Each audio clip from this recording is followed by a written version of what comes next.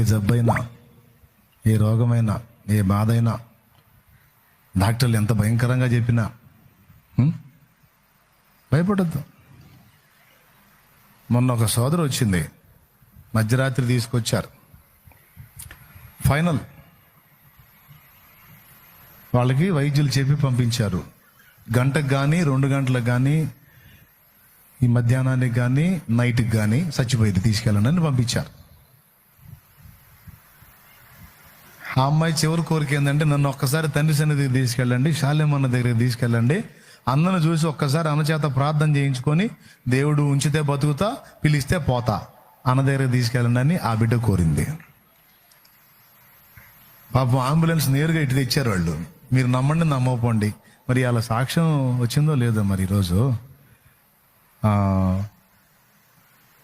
వచ్చారు నాన్న సాక్ష్యం.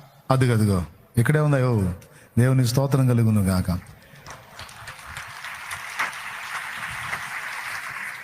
అది ఆ అమ్మాయి, ఆ వెనక అమ్మాయి అటు తిరిగి వందనాలు చెప్పారు. అందుకే ఆ అమ్మాయి బతికింది.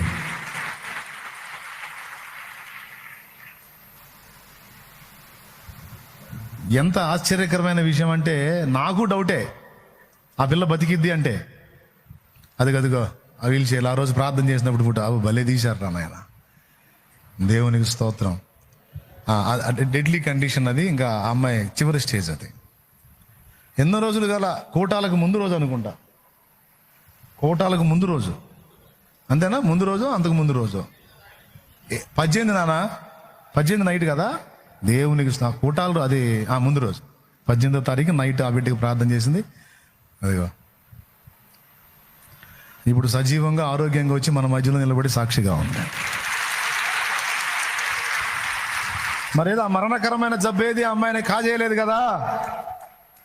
ఆ అమ్మాయి ఒక్కటే తన చుట్టూ ఉన్న వాళ్ళతో చెప్పింది, నా ప్రభు నాకు అవకాశం ఇస్తాడు అన్న ప్రార్థన నా దేవుడు వింటాడు, నాకేం కాదన్నా, నా మాట నమ్మండి అన్నా, మీరు కూడా నమ్ముకోండి అన్నా అని ఆ అమ్మాయి ఆ పొజిషన్లో ఉండి తన కుటుంబ సభ్యులకి రక్షణ లేని వాళ్ళకి రక్షణ పొందమని చెబుతుంది.